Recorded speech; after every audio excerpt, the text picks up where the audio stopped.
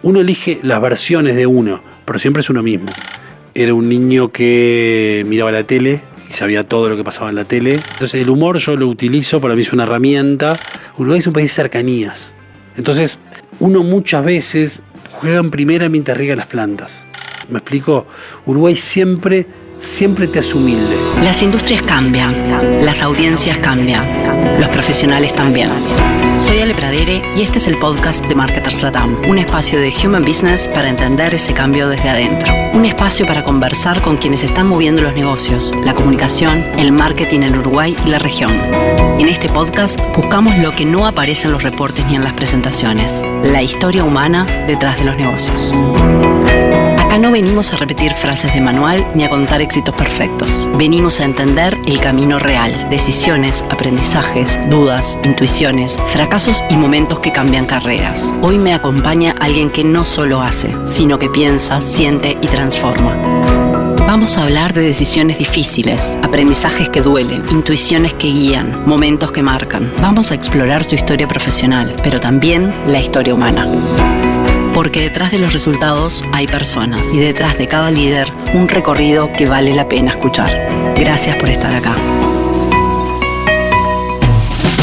Magnolio Podcast, Marketers Latam y Human Business presentan el podcast de Marketers con Ale Pradere.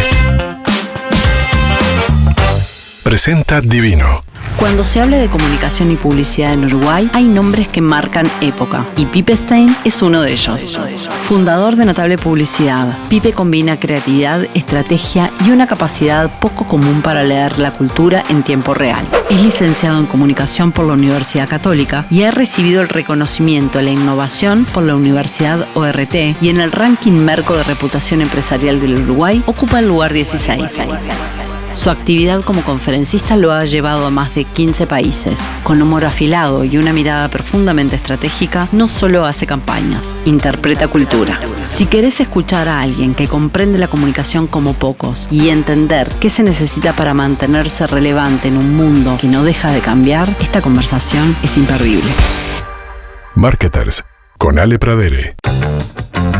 Bueno, Pipe, encantada de estar acá en este podcast de Marketers contigo. ¿Cómo estás? Bien, feliz de estar contigo, como siempre. Con esa mirada así punzante. A ver, ¿qué te voy a preguntar? ¿Qué me vas a preguntar? Se pica y no, yo no puedo hablar de fútbol contigo. Yo ya te lo aviso. Vos tenés muchas anécdotas y... Hablemos de todo lo demás. Contame, Pipe, ¿cómo llegaste a donde estás hoy? ¿Cuál fue tu trayecto, esas características tuyas de chico, de niño, que realmente hoy hacen que seas el profesional que sos?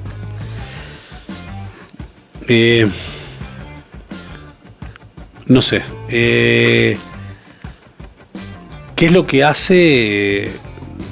No sabría mucho responder. Creo que hay muchísimas horas de trabajo, de dedicación, de formación, de curiosidad. Y creo que sobre todo lo que hace es la posibilidad de haber estado siempre rodeado de gente maravillosa y siempre acompañando gente maravillosa. Y creo que eso es lo que va haciendo. La construcción es una construcción paulatina, lenta, que se va disfrutando en cada momento. No sé, porque tampoco sé dónde estoy hoy. Hoy estoy acá. Eso es un problema. ¿Entendés? Hoy estoy acá, no sé. ¿Cómo era el Pipe de niño? ¿Qué sentís? ¿Qué características tenías que te potenciaron para ser el profesional que sos? Era un niño muy curioso, que preguntaba. Era un niño que miraba la tele y sabía todo lo que pasaba en la tele. Era un niño que leía las revistas con mucha voracidad. Era un niño que a los 14, apertura democrática, ¿no?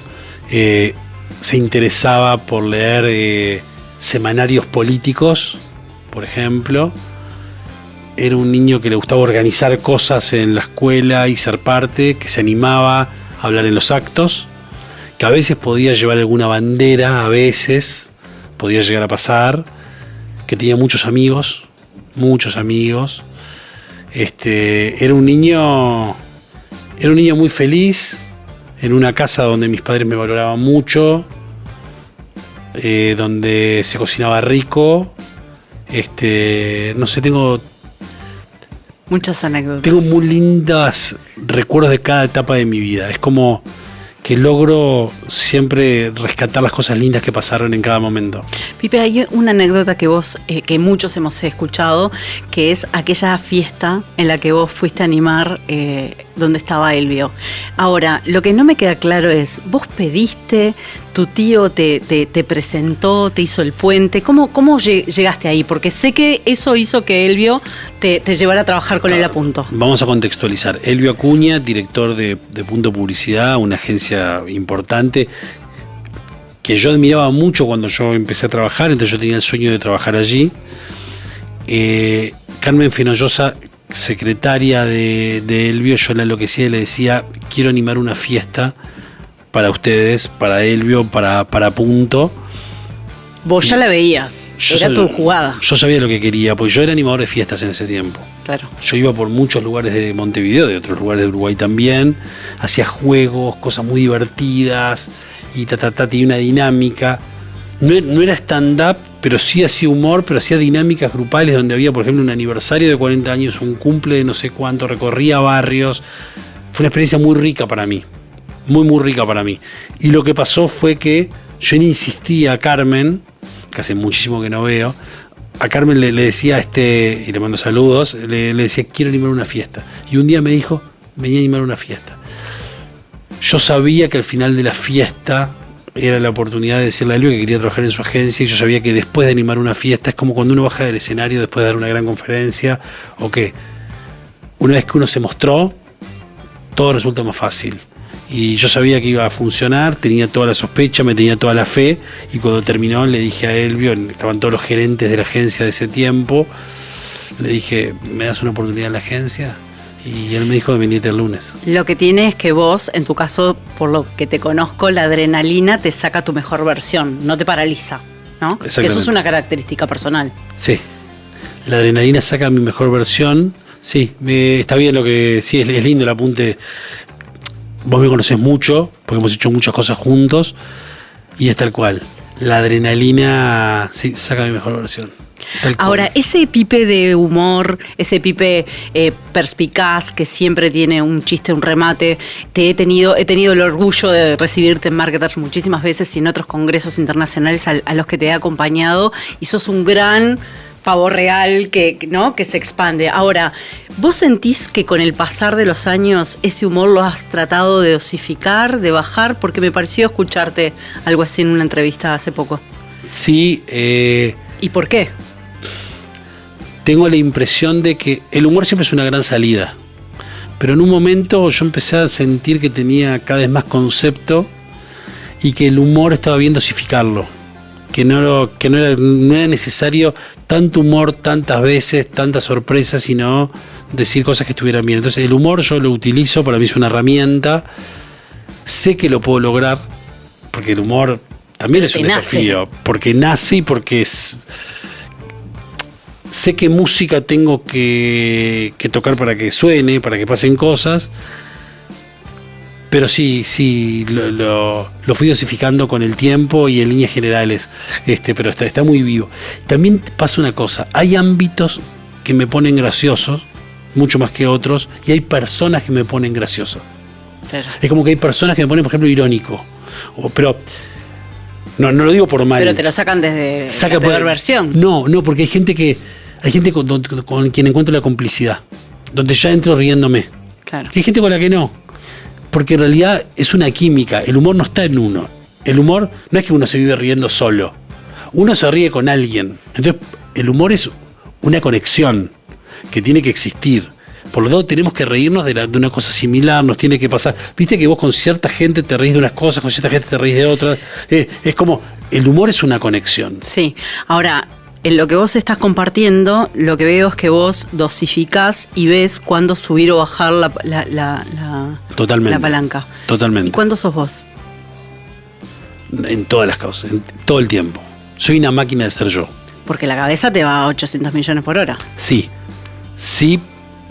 pero siendo yo. Digamos, el otro día un amigo vio una entrevista que me hicieron, ¿no? Mi amigo Raúl Geller, que vive en Paraná, Entre Ríos, un poco acá y un poco allá. Charlé con él y me dijo, Pipe, Estaba en el aeropuerto, te encontré y te vi. Y la primera pregunta que le hice fue, la pregunta que hice es, ¿era yo? Y me dijo todo el tiempo. En ningún momento me tengo que acordar qué dije en otro lado, ni tengo que estar pensando cómo fue, porque en el acierto o en el error, todo el tiempo articulo el hacer y pensar y sentir de forma permanente. Es decir, soy yo.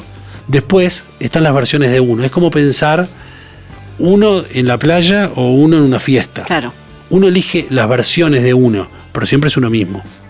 Tal cual. ¿Hay alguna crisis que hayas pasado a nivel profesional que sentís que te hayan cambiado, te hayan marcado, que de alguna forma sean las que más te formaron? Mira, porque crisis siempre tenemos. Ahora, ¿alguna que vos recuerdes que...? Hay momentos donde tengo más claro, ya por ejemplo como empresario, como líder de una agencia de publicidad, hay momentos donde tengo más claro el modelo y hay momentos donde el modelo está menos claro. Entender, por ejemplo, hoy lo digital ingresó a nuestra vida, ya ingresa de forma natural, pero fue un proceso. Claro. Porque lo digital implicó, ahora ya es viejo porque estamos hablando de la IA, pero cuando fue la transformación a digital, era entender qué servicios ofrecemos y qué no. Hasta dónde vamos en lo que hacemos, cómo se cobra lo que estamos haciendo, qué tipo de contratos hay que hacer, qué tipo de equipo se necesita para, cómo. Entonces, eso es brutal. La gran crisis fue la pandemia. Es decir, la salida del 2002 fue fuerte. Un cambio estructural importante con los hábitos y tu relacionamiento con el formato de trabajo. Claro. Comprender el trabajo a distancia y asumirlo como una oportunidad. Como una cosa buena, como una oportunidad. Obligarse a transformarlo en una oportunidad. Claro, porque en realidad no nacimos con esa impronta. Exactamente. Y aparte, entender a la nueva generación. Porque hoy trabaja en la agencia mucha gente que nació después que la agencia. ¿No? Claro. Gente que a mí me rejuvenece en cada momento porque me ayuda a entender. ¿No? Lo que a esta altura yo comprendo, sé que siempre puede aportar a otro, porque uno entiende la película grande, que nunca es menor. Totalmente. En ningún caso. Entonces, pero las personas, muchas son menores que la agencia. Entonces es fantástico porque es una generación diferente, con una sensibilidad diferente, con prioridades diferentes, con realidades diferentes. Cada individuo, pero además una generación diferente. Y bueno, comprender y a internalizar esas decisiones como propias. ¿No? Porque en el momento que uno se pone a cuestionar desde un lugar feo, uno se pone viejo. Es fácil ponerse viejo. Sí, pero muchas veces la pelea está con uno mismo en poder cambiar esos paradigmas, claro, ¿no? Yo siempre fui muy ágil para adaptarme y para transformarme. Muy ágil en ese sentido. Quizás un día no lo sea y me daré cuenta sobre la marcha, porque uno tiene una cierta cantidad de vueltas en la vida, ¿no? Pero en realidad, sí, para mí esto de adaptar, cambiar esto y lo otro, y generalmente las crisis que tuvieron mucho que ver con crisis, yo qué sé, las primeras 3 semanas de pandemia me enloquecí. Caían todas las campañas, una tras de la otra, no se sabía qué iba a pasar, pero en realidad todo lo que cuenta no es original, porque toda la gente que está escuchando, claro, le pasó más o menos lo mismo. Lo sufrió. Recuerdo que el primero o segundo día de home office, donde habíamos descubierto el Zoom, entiendo que son la 1:30 y yo bajo como para querer comer. Pero ni yo hice la comida, mi esposa estaba trabajando al mismo ritmo que estaba trabajando yo, los chicos estaban tratando de conectarse porque el Zoom con la escuela. La comida había que empezar a hacerla. Claro. Cuando no es que bajase y la comida está. Era todo como una sensación. Recuerdo los cansancios de ese tiempo. Y hablé con mi tío Monis, que me dijo una cosa fantástica, que me dijo: disfruta este momento.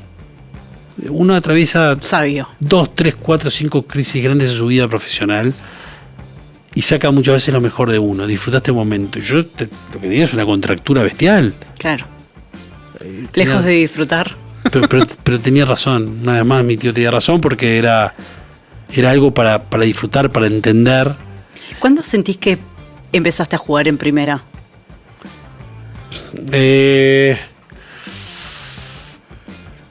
De vuelta, ¿qué es que no?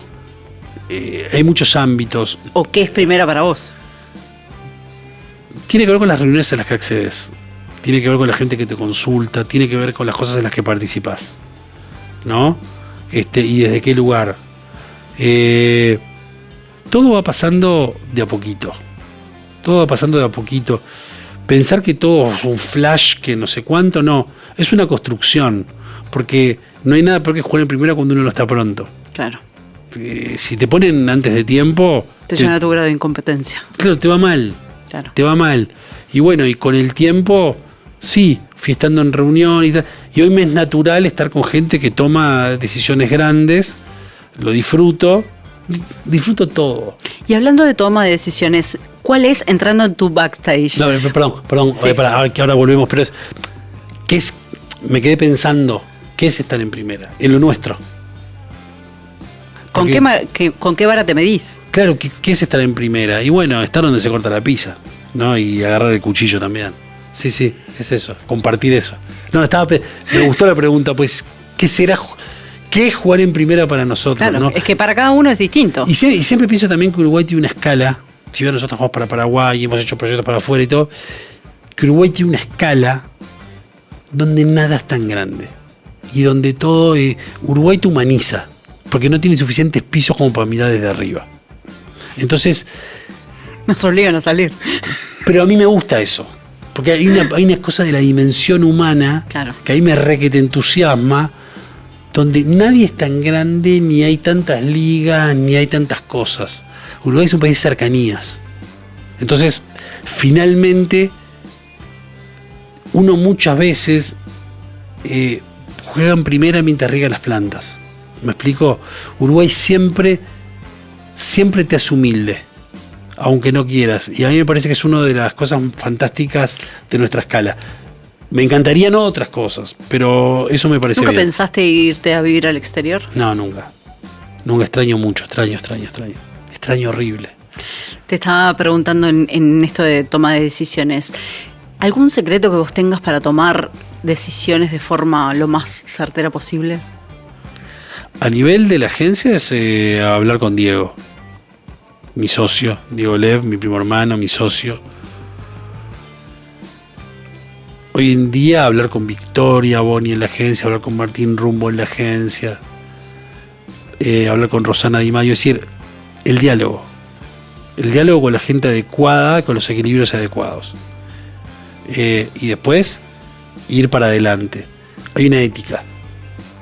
La ética no está escrita, pero uno sabe lo que está bien y lo que está mal, para uno y para los otros.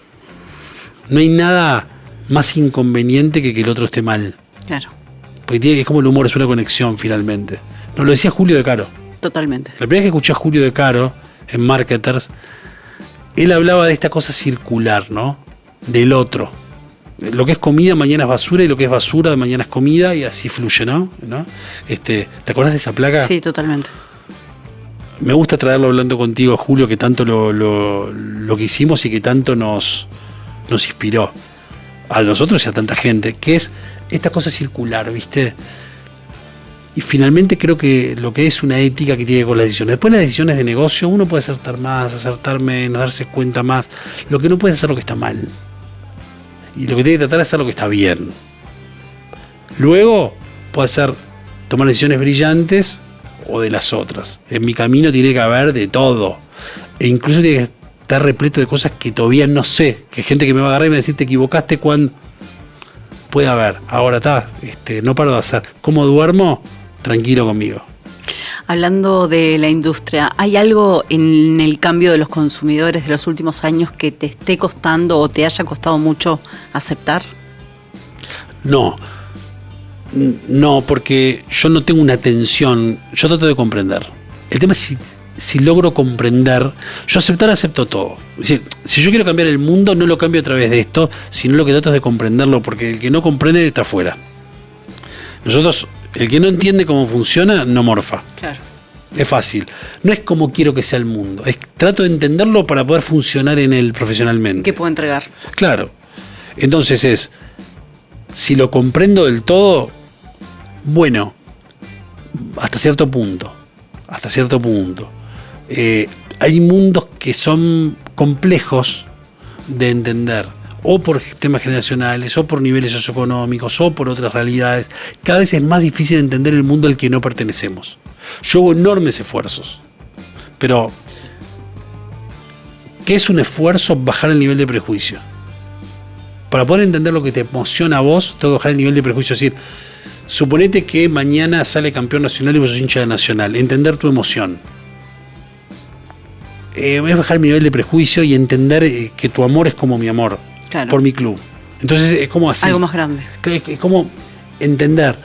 Entonces yo trato de mirar con la menor cantidad de prejuicios y trato de comprender básicamente cómo funciona el mundo en un universo hiperfragmentado de comunicación a niveles totales, donde ya nadie vio todo, ¿no? Claro.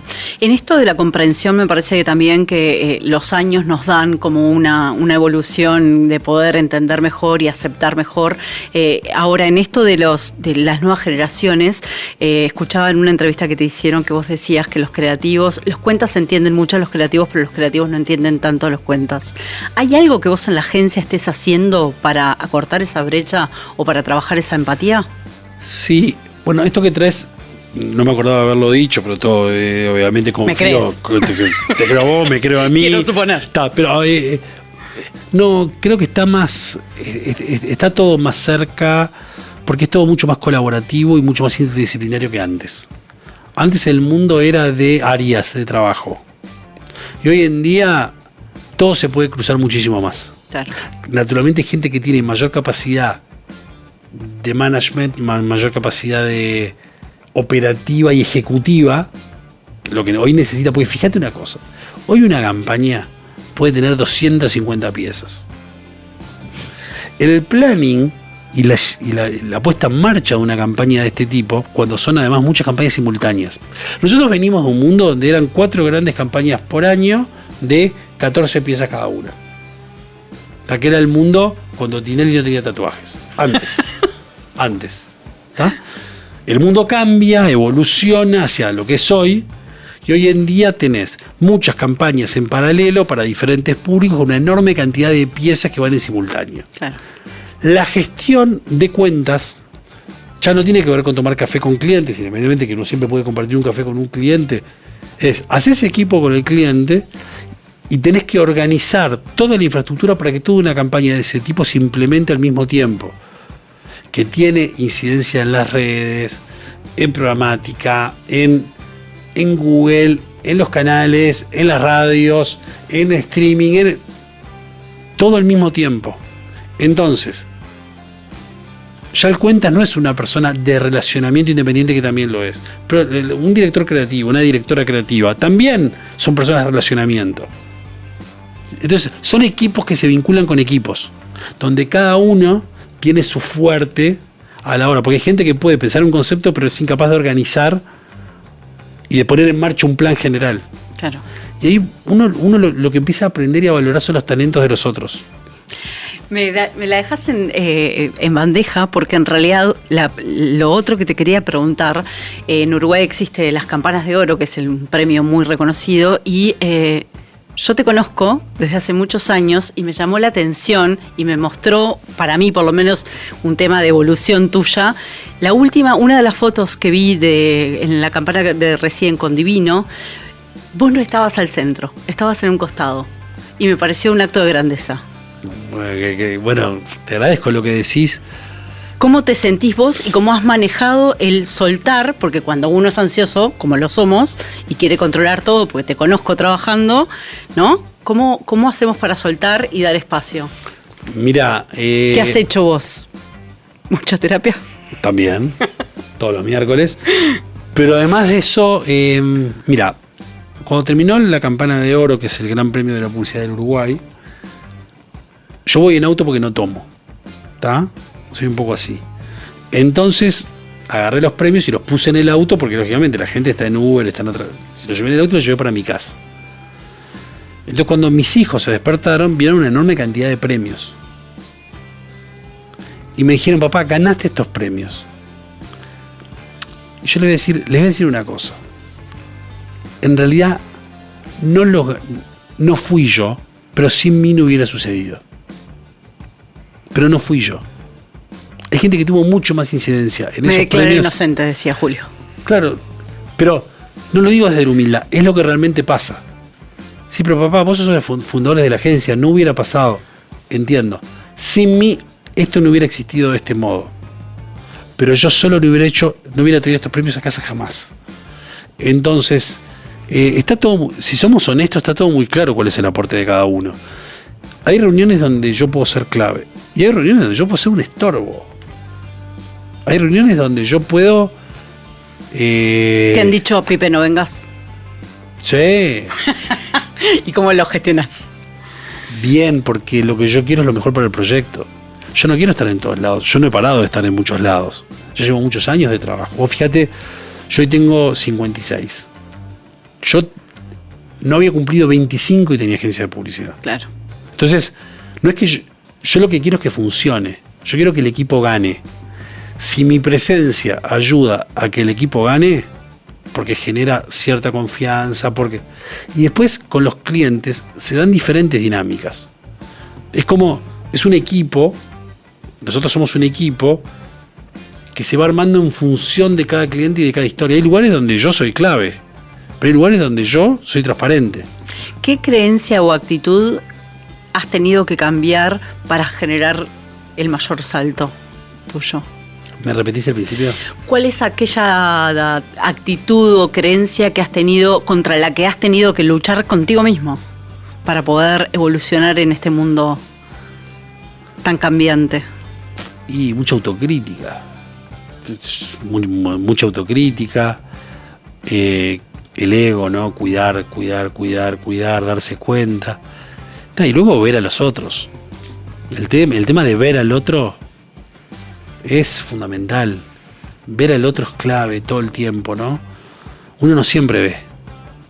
Uno piensa que uno mira, pero no siempre ve. ¿Te tomás esos tiempos para parar? No, todo mientras va manejando, todo mientras va viendo. Yo no paro, yo no miro horizontes. El horizonte está y yo sé que está, pero yo voy... Todo pasa mientras pasa. ¿Y no tiene un costo altísimo eso? A nivel de salud, a nivel de vínculos. No. Para vos. Yo digo mientras estoy trabajando. Yo ahora corto, me voy para mi casa y ensalada, estoy con mis hijos podés cortar. Perdón, casi que no voy a eventos. No. Mi vida familiar es muy, muy, muy fuerte, muy consistente, muy dedicada, hermosa. No, yo me pensaba que te referías a cuando uno está en el tema del trabajo. No, mi vida, si yo paro, que te paro. Recorto en viajes, recorto en vacaciones, los fines de semana no hablo de trabajo, ni una palabra. A nivel noche, de trabajo no hablo. También, para planificar y demás, vas planificando mientras conducís, no te tomás tu tiempo para... No, fue una metáfora de... Cuando voy haciendo me voy dando cuenta. Claro. Pero en realidad no, mi vida... Es la velocidad de tu mente. Sí, que tiene momentos de lucidez, a veces te das cuenta de cosas. Las ideas, en la etapa de mi carrera actual, las ideas no siempre tienen que ver con las ideas publicitarias en sí mismo. A veces la idea tiene que ver con cosas de equipo. A veces la idea tiene que ver con una alianza o una cosa colaborativa. A veces las ideas pueden tener que ver con muchas cosas que no necesariamente son las ideas para que surjan las ideas. Claro. Para la creación de cultura para que surjan las ideas. A mí hoy mi dedicación total es en la gestión de equipos creativos, que a mí me apasiona eso. Y cuando vos hablas de gestionar equipos creativos, ¿metés cuchara o gestionás lo que hacen? ¿Te metés en la estrategia? ¿Tirás ideas? ¿Sos parte del proceso? Depende. Depende para qué. Por ejemplo, este año tengo 3-4 cosas que yo sé que hice, que las hice. Y me da como orgullo, me gusta, me parece que está bueno. Y está repleto de cosas en las que no. También pasa una cosa que los equipos necesitan hacer las cosas, desarrollarse, equivocarse, ir, volver. Y mi opinión a veces puede pesar por la propia jerarquía de la organización. Entonces a veces una idea tuya la gente siente que la tiene que tomar. Claro. Entonces muchas veces mejor no tirar. Yo aprendí a ver pantallas sin opinar. Aprendí.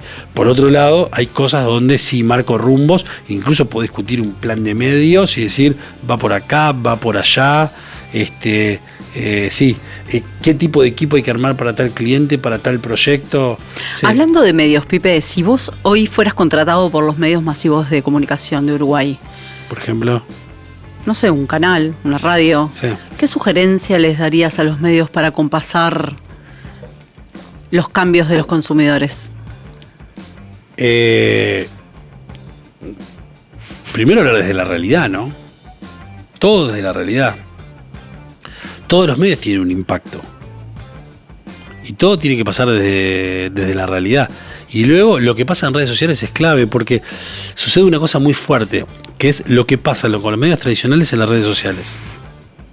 Todos miramos fragmentos de cosas que pasan. Bueno, ¿cómo se trabaja? Eso es fundamental para que llegue a la gente. No paramos de ver contenidos de tele en nuestro teléfono. Claro. ¿No? ¿Cómo funciona? Entonces es cómo se alimenta un medio del otro, cómo se trabaja la pantalla multiplicada para que una pantalla te lleve a la otra. Claro. No, a mí me parece que va por ahí. Es hacer el viaje de un lugar para el otro. Que eso es lo que pienso que es lo que hay que hacer, ¿no? Pipe, ¿cómo querés ser recordado? Como un buen papá. Como un buen papá. Como un buen marido, por supuesto, pero como un buen ¿Y en la padre. industria? En la industria y somos todos un tiempo, ¿viste? Somos los personajes de un tiempo. Cada época, en cada industria, pasa con los laboratorios, o pasa con los bancos, o pasa con las agencias de publicidad, o pasa con lo que quieras. Somos la gente de una época. Gente que viene después de otra gente y antes de otra. Ni más ni menos. No pasa nada. Ahora, me importa ser recordado como un buen papá porque publicistas hay muchos y mis hijos papás me tienen a mí. Te voy ahora a invitar a que... Es un juego. Elegite una. No está el chancho atrás de ninguna. Ay, bueno. ¿La leo? Hablemos de valores. Léela. Dale. Hablemos de valores.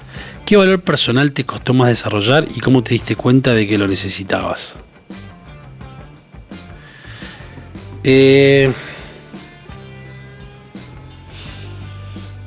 No sé si la humildad, no sé,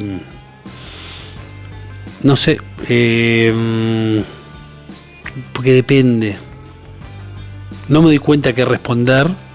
Entiendo el tema de valores, pero hay cosas con las que uno vive, no que uno las piensa.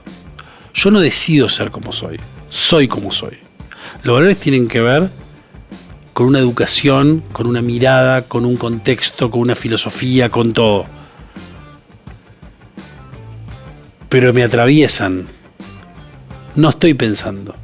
Finalmente, el mundo dirá si uno actúa correctamente o no, si uno actúa de una buena manera para su familia, para su sociedad, para el país. Pero no sé porque es como que las cosas viven en uno, no sé. Pipe, para ir terminando, me gusta mucho el concepto de gratitud. Y me parece que, además de, por supuesto, agradecerte, lo que me gustaría invitarte es a que me digas, si tuvieses que agradecerle a una persona que te haya marcado en tu carrera, en tu carrera profesional, por supuesto, ¿quién sería y qué le dirías que no le dijiste? Diego Lev, mi socio, y mi primo. ¿Qué le dirías? Mira, nosotros hablamos mucho entre nosotros, hablamos en profundidad, hablamos con mucha honestidad. Le diría gracias porque primero por dejarme ser yo y a él por ser él,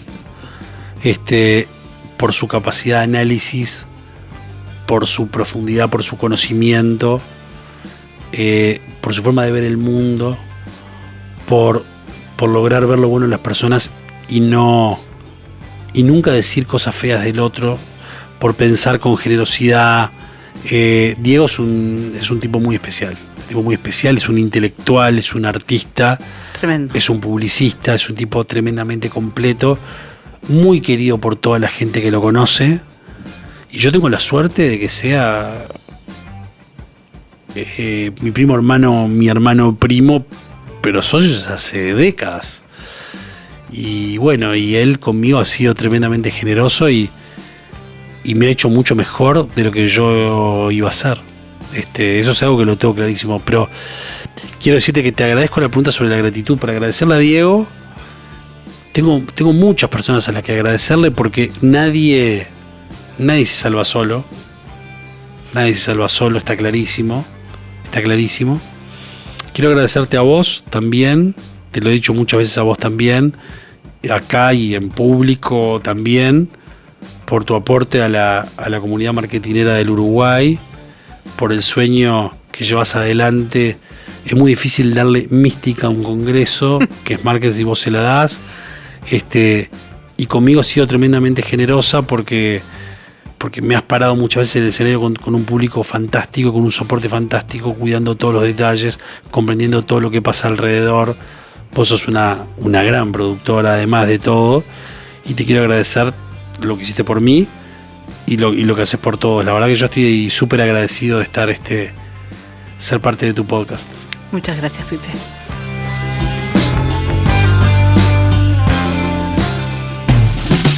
Marketers con Ale Pradere en Magnolio Podcast.